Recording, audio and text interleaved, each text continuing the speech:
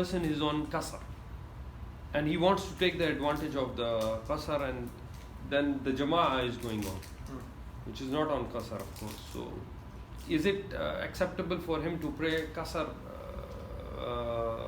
not attending the jama'ah? Yes. Or he have to attend the jama'ah? No, because the Jum'ah is stronger than the other 5 fard salah. And the Prophet ﷺ mentioned the hadith, the Jum'ah is not wajib. The meaning of the hadith, Jum'ah is not compulsory for the musafir, okay, for the woman. Okay. So if the Jum'ah is not wajib, so no doubt the other salah not wajib. Not with jama'ah is not wajib.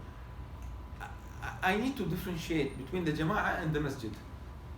Why? Because if we are 3 travelers, say, we have to pray jama'ah.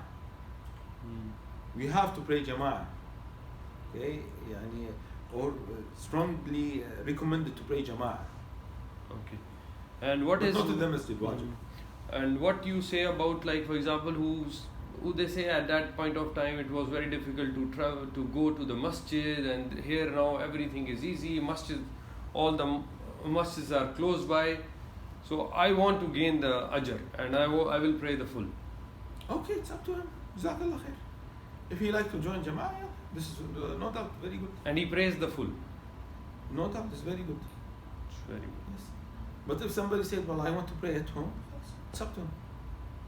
If he is a traveler. Okay. Shaykh,